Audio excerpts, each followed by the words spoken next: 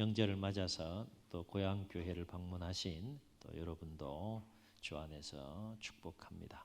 범사의 삶 가운데 하나님께서 늘 함께 하셔서 또 고향 교회 또 가족들과 또 복되고 좋은 소식 계속해서 오고 가는 은혜와 복이 있기를 주의 이름으로 축원합니다. 어떤 사람이 배를 타고 가다가 물속에 진주를 빠뜨렸다고 합니다.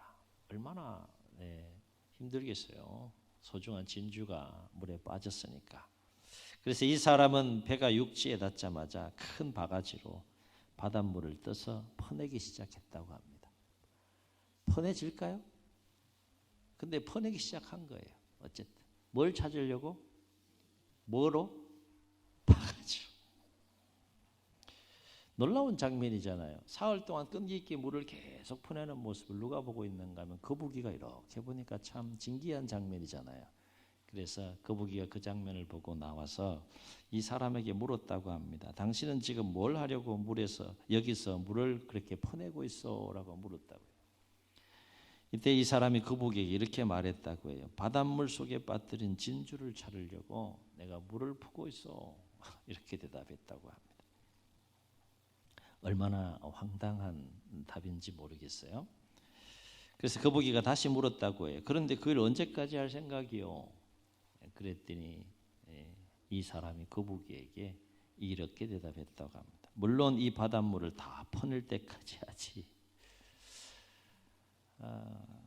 이 말을 들은 거북이가 너무 깜짝 놀래가지고 한 번도 들어보지 못한 말이잖아요. 그래서 물속으로 들어가서 이 사람이 빠뜨린 진주를 찾아다가 돌려주었다라고 하는 이야기가 되겠습니다. 이야기지만 너무나도 황당한 이야기라 여겨질 수 있습니다. 그러나 이 이야기를 통하여서 우리의 마음에 새길 중요한 교훈 하나가 있다는 거예요. 그래서 우리가 삶을 살아가면서 다양한 삶의 상황을 만날 텐데 어떤 상황을 만난다 할지라도 소망을 잃지 말아야 한다는 거예요. 그래야 우리가 인생 여정길, 다양한 삶의 여정을 맞닥뜨리면서도 우리가 마음이 꺾이지 않고 실족하지 않고 그 모든 것들을 감내하고 그 모든 것들을 이겨내면서 승리하는 삶을 살 수 있기 때문이다라고 하는 겁니다. 정말이지 너무나도 황당한 생각이긴 하지만 만약에 우리 안에 진주를 빠뜨려서 그 진주를 찾기 위해 바가지로 이 바닷물을 다 퍼내서라도 내가 진주를 찾겠다라고 하는 이야기 속에 나와 있는 이 사람이 가지고 있는 이 불굴의 의지와 우리가 마음을 가지고 삶을 살아간다면 우리의 인생이 어떻게 될까 생각해 보게 돼요. 예화를 읽으면서 이런 생각이 좀 들었어요. 무슨 생각이 들었는가 하면 모든 하나님의 자녀와 백성들은 이야기 속에 나와 있는 이 사람처럼 바닷물을 바가지로 다 퍼내서라도 내가 진주를 찾아내겠다라고 하는 그와 같은 강인한 마음을 가지고 삶을 살아가야 하는 자들이 우리의 인생의 여정길을 감당해 가야 하는 자들이 하나님의 백성이어야 하고 또 하나님의 자녀들의 삶이어야 되지 않는가 이런 생각을 해봅니다. 여러분 이야기 자체는 너무 황당하고 말도 안 되는 이야기지만 적어도 그 마인드에 관한 부분에 대해서는 우리가 도전이 된다는 거예요. 바닷물 다 퍼내서라도 내가 잃어버린 진주 찾겠다라는 그만한 마음을 가지고 그만한 의지를 가지고 그만한 열정을 가지고 삶을 살아갈 수 있다 그러면 우리가 인생을 어떻게 살아갈 수 있을지 한번 생각해 볼 수가 있는 것이죠. 오늘 말씀은 하박국 선지자의 하나님을 향한 신앙 고백이 담겨 있는 그 유명한 노래가 되겠습니다. 오늘 본문 앞부분에 1장에 보게 되면 총 3장으로 되어져 있는데 1장에 보게 되면 하박국이 하나님의 선지자로 부름받은 그 시대 가운데에 하나님이 하시는 일을 이렇게 보니까 두 가지 이 불만이 생기고 두 가지 의문사항이 생긴 거예요. 왜 하나님께서 이렇게 섭리하실까? 이 시대 가운데 하나님께서 왜 이렇게 역사하실까? 두 가지 불만과 두 가지 의문사항이 있어서 1장에 보게 되면 하나님 앞에 항변하는 이 하박국의 모습을 보게 됩니다. 첫 번째 의문사항은 뭔가 하면 하나님의 백성의 모습들을 보니까 불의가 가득하고 죄악이 충만한데 하나님 왜 뒷짐지고 가만히 계십니까? 좀 매라도 되셔서 정신 차리게 하시고 좀 이 백성의 마음을 새롭게 하셔야 되지 않겠습니까? 이런 마음 가지고 하나님께 의문을 품고 항변합니다. 하나님 왜 이렇게 하나님의 백성들이 불의와 죄악으로 충만한 가운데도 가만히 계십니까? 이에 하나님께서 하박국 선지자에게 이렇게 대답합니다. 내가 가만히 있지 않을 거다. 내가 반드시 불의와 죄악으로 충만한 내 백성 이 남유다를 반드시 내가 심판할 거야. 여기까지는 뭐 들을만 해요. 하박국이 기대한 대답입니다. 그런데 그 다음에 굉장히 하박국의 마음을 상하게 만들었는데 그것이 뭔가 하면 심판의 도구로 내가 갈대아 사람, 여기서 갈대아 사람은 이방 땅 바벨론을 말합니다. 내가 바벨론을 내 백성의 죄악을 치는 심판의 도구로 내가 사용할 것이다. 이 얘기를 하니까 하박국 선지자의 마음이 몹시 불쾌해진 겁니다. 그래서 더 큰 불만과 의문을 가지고 항변하는 이 두 번째 항변을 하는 하박국의 모습을 보게 되는데, 예, 하나님 좋습니다. 하나님 뭐 하신다고 하니까 하나님 마음대로 얼마든지 할 수 있는데 뭐 죄악 가운데 있으니까 하나님 백성들 매를 내시고 심판하시겠다는 거 오케이, 이해하겠습니다. 그런데 왜 하필이면 하나님의 백성보다 더 못하고 사악한 이방민족 바벨론을 통해서 이 나라를 치려고 하십니까? 도저히 받아들일 수 없습니다. 도저히 이해할 수 없습니다. 기분 나쁘다는 거예요. 자존심 상하다는 거예요. 좀 근사한 방법으로 하나님 얼마든지 치고 심판할 수 있지 않습니까? 근데 왜 치욕적으로 우리가 사람으로 여기지도 않는 이방민족 바벨론을 통해서 이 백성을 치려고 하십니까? 이 불만과 의문을 가지고 항변하는 이 하박국 선지자의 모습을 보게 돼요. 그리고 2장 1절에 보게 되면 이러한 마음을 가지고 하나님 앞에 항변하는 이 하박국 선지자가 성루에 서서 하박국이 하나님 앞에 항변한 이 질문에 대해서 하나님께서 어떻게 대답하시고 어떻게 하시는지 두고 보자라는 마음을 가지고 성루에 서서 기다리는 하박국 선지자의 모습을 우리가 만나게 됩니다. 이에 하나님은 이러한 하박국에게 분명하고 또 명쾌한 의조를 가지고 답변하시면서 이렇게 말씀하세요. 지금부터 내가 하는 이 묵시, 앞으로 하나님께서 행하실 일들에 대해서 하나님께서 이제 말씀하시는데, 지금부터 내가 너에게 하는 이 묵시, 이 말씀을 판에다 기록해라. 판에다 기록하는데 얼마나 선명하게 기록하는가 하면 막 뛰어가고 달려가면서도 선명하게 읽을 수 있도록 지금부터 내가 너에게 하는 이 말을 잘 받아 적어 판에 선명하게 기록해라 라고 그렇게 하박국 선지자에게 하나님 말씀하세요. 그러면서 이어서 뭐라고 말씀하시는가 하면, 이 묵시, 내가 지금 판에 기록하라고 말하는 이 나의 말이 비록 더디다고 할지라도 이 말은 반드시 이루어질 것인데, 네가 지금 자존심 상하게 여기고 굉장히 불쾌하게 여기는 남유다 내 백성의 심판의 도구로 바벨론을 내가 분명히 쓰고 사용하겠지만은 그 바벨론이 마음이 교만하고 완악하여서 결국 그 바벨론은 나에 의해서 심판을 받을 것이고 멸망하게 될 것이다. 이 얘기를 분명하게 하나님께서 해주십니다. 그러면서 하나님은 하박국 선지자에게 이러한 하나님의 섭리와 관련해서 4절에서 유명한 말씀을 하세요. 하박국 2장 4절은 참 유명한 말씀인데 뭐라고 말씀하시는가 하면, 그의 마음은 교만하며 그 속에서 정직하지 못하여. 그의 마음이라는 것은 바벨론을 말하는 것이고, 보다 구체적으로는 바벨론의 느부갓네살 왕을 말하는 것이라 할 수 있죠. 그의 마음은 교만하며 그 속에 정직하지 못하나 의인은 그의 믿음으로 말미암아 살리라. 하나님 그렇게 말씀하세요. 무슨 말입니까? 비록 하나님의 심판의 도구로 쓰임받는 이 바벨론의 느부갓네살 왕이 마음이 교만하여 또 마음이 정직하지 못하여 하나님 앞에 악을 행하나, 그래서 결국 하나님의 섭리 가운데 심판을 받고 그도 멸망을 당하게 되겠지만, 그 마음이 하나님 앞에서 겸손하고 정직한 하나님을 사랑하고 경외하는 의인은 하나님이 하시는 일이 다 깨달아지든 깨달아지지 않든 무엇으로 살아야 된다는 거예요? 하나님의 공의롭고 앞으로 행하실 그 선한 역사에 대한 분명한 믿음을 가지고 삶을 살아야 한다라고 하는 메시지가 바로 2장 4절의 말씀입니다. 그러면서 하나님은 보다 구체적으로 바벨론, 그러니까 남유다를 심판할 심판의 도구로 쓰임받을 바벨론이 어떤 죄악을 저질렀고 그 죄로 말미암아서 왜 하나님의 심판의 도구로 쓰임받은 이후에 멸망을 당하게 될 것인지에 대해서 5가지 죄를 쭉 언급하시고 5번에 걸쳐서 화가 있을 것이다, 화가 있을 것이다 말씀하세요. 첫 번째 죄는 6절로 8절에 보면 물질적인 탐욕에 사로잡혀서 자기의 소유가 아닌 이방 나라 민족들을 노략한 죄, 그것에 대하여 하나님께서 화를 낼 것이고 심판할 것이다 말합니다. 9절로 11절에 보면 많은 민족을 멸함으로 부당한 이익을 취한 죄에 대해서 말씀하십니다. 12절로 14절에 피로 성읍을 건축하며 또 불의로 성을 건축한 죄에 대해서 말씀하십니다. 15절로 17절에 여러 민족으로 하여금 술 취하게 함으로 하체를 드러내게 해서 수치와 모멸감을 느끼게 했을 뿐만 아니라 또 강포를 행한 죄, 그것이 바벨론의 죄라고 말씀하십니다.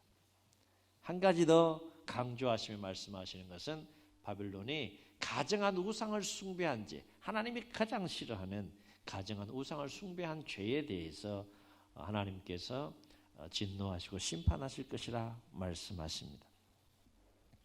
이러한 하나님의 답변을 쭉 들으니까 하박국의 마음이 시원해진 거예요. 이제 하나님께서 어떻게 앞으로 섭리하실지에 대해서 알게 된 거예요. 깨닫게 된 겁니다. 그래서 3장으로 넘어가게 되면 이러한 크고 놀라운 하나님의 섭리를 알고 깨달은 하박국은 하나님의 백성들을 향한, 잠시 심판은 하시지만 하나님의 백성들을 향한 하나님의 구원의 역사를 분명하게 믿음으로 바라보면서 기쁨으로 노래하는 이 하박국 선지자의 모습을 오늘 3장을 통해서 우리가 만나게 됩니다.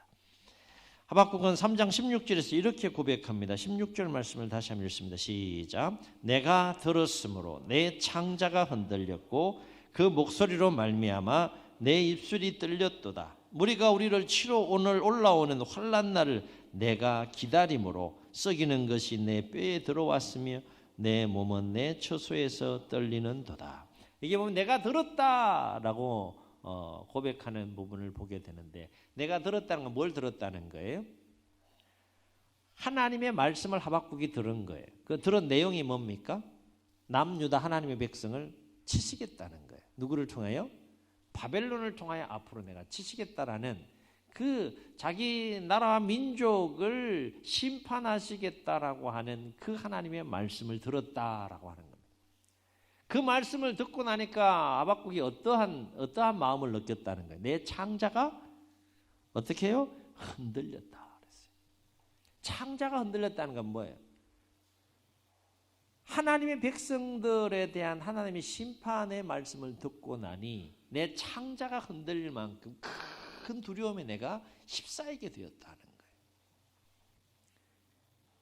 그리고 내 입술이 떨렸다라고 고백합니다. 입술이 팍 떨리는 거예요. 왜 입술이 떨릴까요? 하박국은 선지자예요.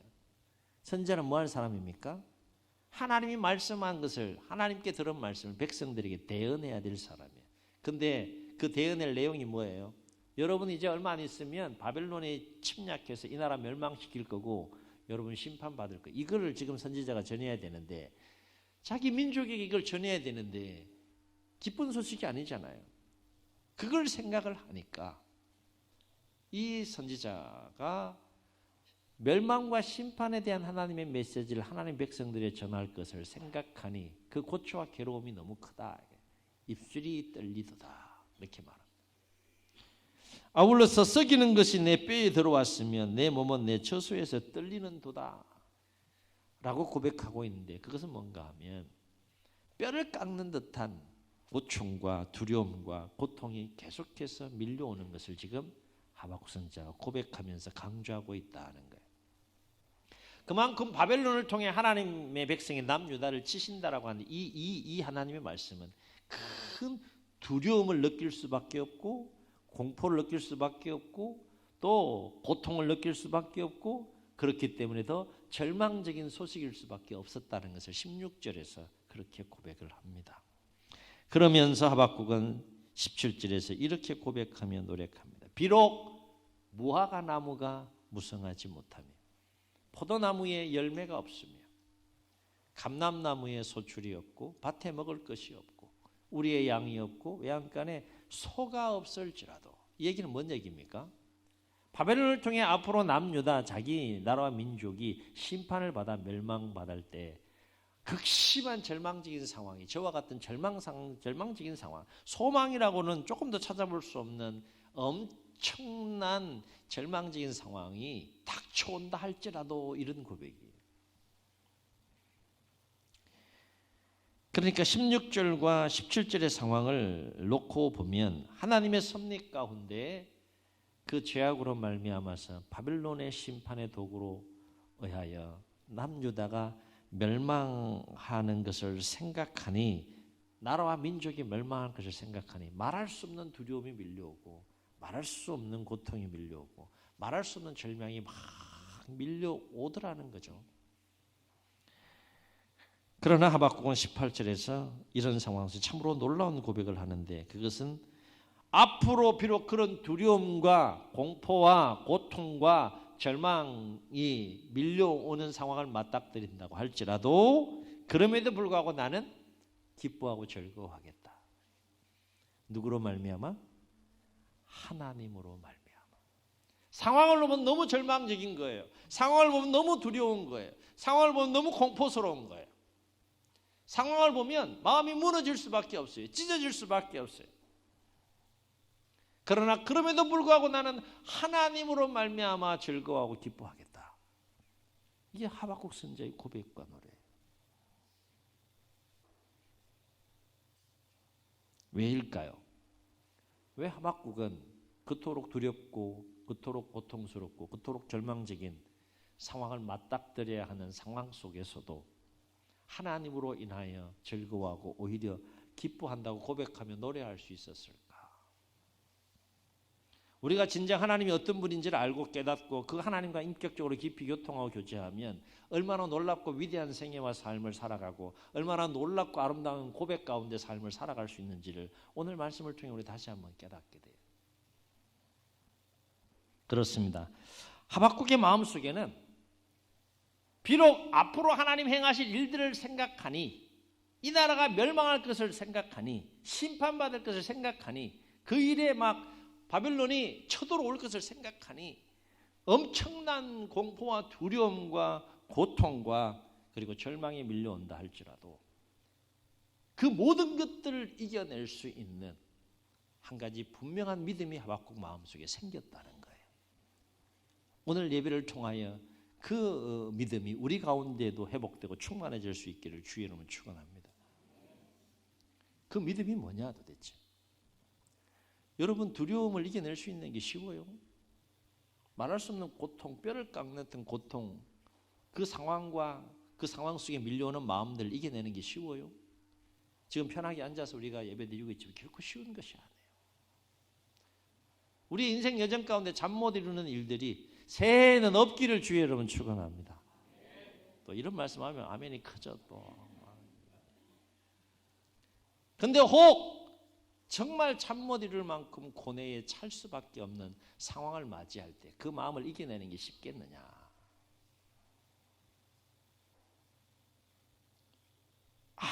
아무리 사방을 둘러봐도 희망이라는 것을, 소망이라는 것을 찾아볼 수 없는 아무런 상황 속에 놓이게 될 때 그 상황과 그 상황 속에 밀려오는 어두운 마음들을 내가 감당해내고 이겨내는 게 쉬운 거냐? 그렇지 않다는 거예요. 그러나 이 믿음을 갖게 되면 그 모든 것들을 이겨낼 수 있는 힘이 생기고 소망을 갖게 되고 이겨내고 감당하고 승리하는 삶을 살게 된다는 거예요. 하박국이 지금 그걸 고백하고 있고 그걸 노래하고 있다는 거예요. 그 힘이 누구로부터 온다는 겁니까? 하나님으로부터 온다는 거예요. 그러면 하박국이 하나님과의 관계 속에서 가졌던 이 놀라운 큰 믿음은 무엇이냐? 그것은 뭔가 하면 비록 상황은 아무리 절망적이라 할지라도, 비록 상황은 아무리 어둡다 할지라도, 아무리 고통스럽다 할지라도, 아무리 힘든 상황을 내가 맞이한다 할지라도, 그럼에도 불구하고 하나님의 구원이 있다는 거예요. 아멘. 그럼에도 불구하고 하나님은 나를 포기하지 않을 것이고, 그럼에도 불구하고 하나님은 나를 사랑하셔서 그 모든 것에서 반드시 건지실 것이고, 이 나라 이 민족을 반드시 구원하실 것이다. 이게 하박국 선지자가 하나님과의 대화 속에서 갖게 된 믿음이에요. 의인은 그의 믿음으로 말미암아 살리라고 하는 그 믿음을 갖게 된 거예요. 갖기 전에는 불만이 충만했어요. 마음이 몹시 힘들고 괴로웠어요. 그 믿음이 마음에 확 들어올 때 그 모든 어두운 마음들 이겨내고 노래하고 고백하는 하박국 선지자의 모습을 3장에서 우리가 만날 수 있다는 거예요. 다시 말해, 아무리 상황이 두렵고 암울하고 고통스럽고 그리고 또 절망적이라 할지라도 그 모든 것에서 능히 구원하시는, 한번 따라 하시겠습니다. 하나님의 구원이 있다. 하나님의 구원이라는 것이 있다는 거예요. 내가 그 문제를 해결할 수 있는 그 어떤 그것도 찾을 수 없는 그런 연약함 가운데 내가 놓여 있다 할지라도, 그런 한계 상황 속에 내가 놓여 있다 할지라도 뭐가 있다는 거예요? 하나님의 구원이 있다는 거예요. 하나님의 구원이. 하나님의 구원이라는 것이 있다는 거예요. 인간적으로 생각하면 감당할 수 없지만 구원의 하나님의 내 인생 가운데 개입하셔서 구원하시고 건지시는 그 하나님의 구원이 있다. 그래서 하박국은 이러한 하나님의 구원을 믿음으로 선명하게 바라보면서 구원의 하나님에 대해서 노래하는데, 뭐라고 노래하는지 한번 들어보세요. 18절에서 이렇게, 19절에서 이렇게 고백해요. 나는 여호와로 말미암아. 누구로 말미암아? 앞의 상황을 생각하셔야 돼요. 고백하는 주체가 누굽니까? 나는 여호와로 말미암아 즐거워하며, 그럼에도 불구하고 나의 구원의 하나님으로 말미암아. 무슨 하나님? 구원의 하나님. 나의 구원의 하나님으로 말미암아 기뻐하리로다. 주 여호와는 나의 힘이시라. 아멘. 그가 나의 발을 사슴과 같게 하사 나를 나의 높은 곳에서 다니게 하시리로다. 그랬어요. 얼마나 놀라운 고백이에요. 아무나 고백할 수 없는 거예요. 그러나 하나님의 자녀와 백성이라면 이런 고백을 할 수 있는 신앙의 단계까지 갈 수 있어야 되고, 그 단계까지 이를 만큼 하나님과 깊은 인격적인 교제가 있어야 한다는 거예요. 똑같이 여러분 신앙생활 하더라도요, 레벨이 달라요. 레벨이 다르다니까. 계속해서 13절로 15절에서 하박국은 구원하신 하나님에 대해서 이렇게 구백하며 노래합니다. 13절부터 15절 함께 읽습니다. 시작. 주께서 주의 백성을 뭐 하시려고? 구원하시려고. 기름 부음 받은 자를 뭐 하시려고? 구하시려고. 나오사 악인의 집에 머리를 치시며 그 기초를 바닥까지 드러내셨나이다. 그들이 겨울의 바람처럼 이르러 나를 흩으려 하며 가만히 가난한 자 삼키기를 즐거워하나 오직 주께서 그들의 전사의 머리를 그들의 창으로 찌르셨나이다. 주께서 말을 타시고 바다 곧 큰 물의 파도를 밟으셨나이다. 구원하시는 하나님에 대하여 고백하고 노래하는 이 하박국의 모습을 보게 되는 거죠. 오늘 말씀에서 우리가 주목할 것이 뭡니까? 내게 주어진, 그리고 앞으로 나에게 주어질 삶의 상황이 어떤 상황이라 할지라도, 비록 그 상황이 심히 절망적인, 마음이 꺾일 수밖에 없는, 무너질 수밖에 없는 상황을 내가 만난다 할지라도 구원의 하나님에 대한 믿음, 하나님의 구원하심에 대한 분명한 믿음과 소망이 있다면 우리는 그 모든 것들을 넉넉하게 이겨내고 감당하며 승리하는 삶을 살 수 있다는 거예요. 아멘.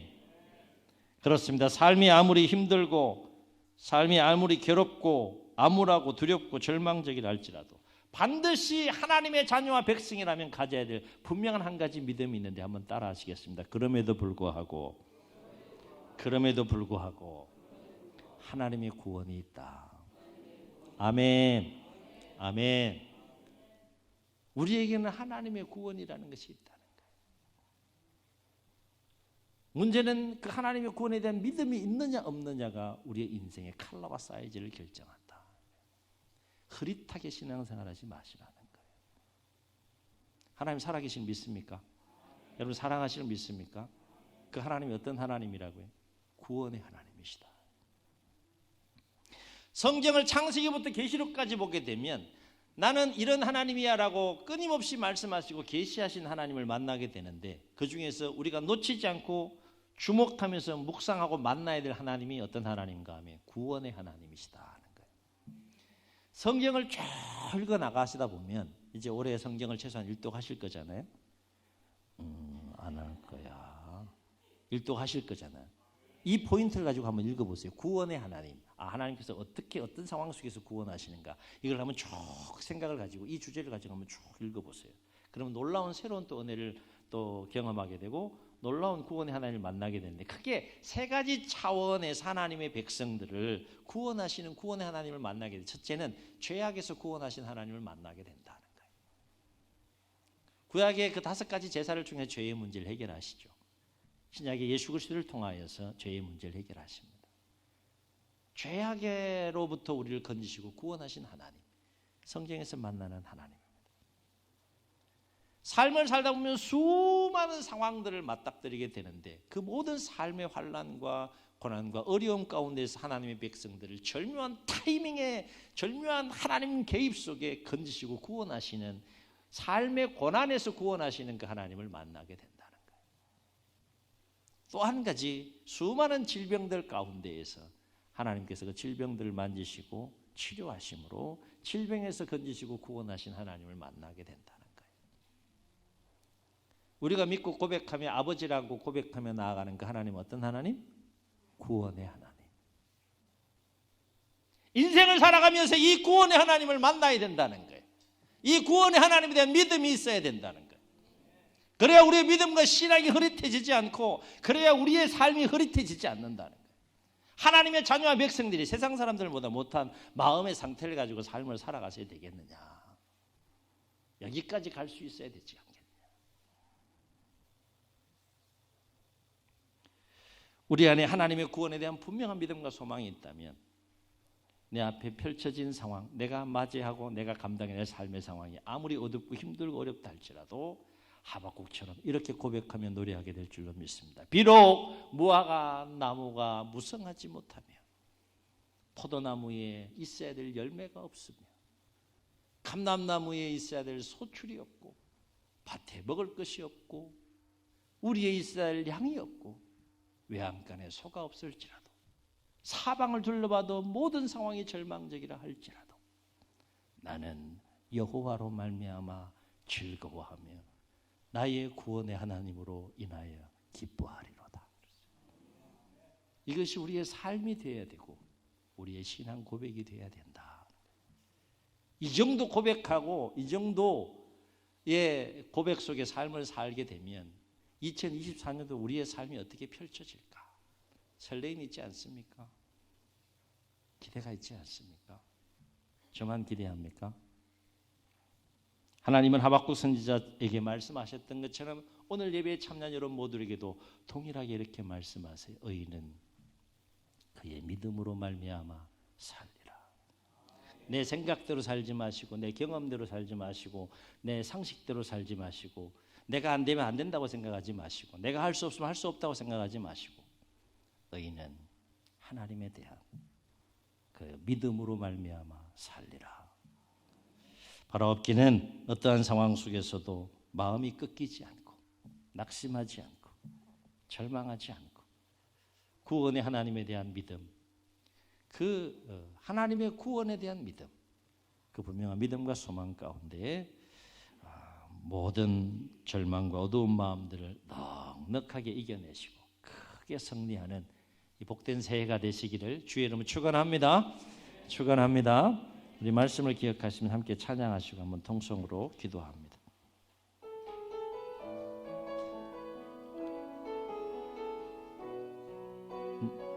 나의 안에 거하라. 함께 찬양합니다. 나의 안에 거하라. 나는 내 하나님이니 모든 환난 가운데 너를 지키는 자라. 두려워하지 말라. 내가 늘 도와주리니 놀라지 말라. 내 손 잡아주리라. 나의 안에 거하라. 나의 안에 거하라. 나는 내 하나님이니 모든 환난 가운데 너를 지키는 자라. 두려워하지 말라. 내가 늘 도와주리니 놀라지 말라. 내 손 잡아주리라. 내가 너를 지명하여 불렀나니 너는 내 것이라. 내 것이라. 너의 하나님이라. 내가 너를 보배롭고 존귀하게 여기노라. 너를 사랑하는 내 여호와. 내가 너를 지명하여 불렀나니 내가 너를 지명하여 불렀나니 너는 내 것이라. 내 것이라. 너의 하나님이라. 내가 너를 보배롭고 존귀하게 여기노라. 너를 사랑하는 내 여호와라. 저 눈을 감으시고 우리 말씀을 기억하시면서 한번 통성으로 기도하시겠습니다. 하나님께서 2024년도를 우리에게 허락해 주셨습니다. 때로는 평탄한 길을 갈 겁니다. 때로는 평안한 길을 걸어갈 겁니다. 그러나 때로는 감당하기 무겁고 힘겨운 깊은 인생의 골짜기를 만날 것이고 험악한 삶의 상황을 만날 때도 있을 것입니다. 절망해야 되겠습니까? 마음이 꺾여야 되겠습니까? 그렇게 인도하시는 분은 하나님이 아니시라 불평하고 원망하시겠습니까? 평탄한 길로 인도하시는 분도 하나님이시요 깊은 웅덩이와 골짜기 가운데 험악한 길로 인도하시는 분도 하나님이신 것을 우리는 성경을 통해 만납니다.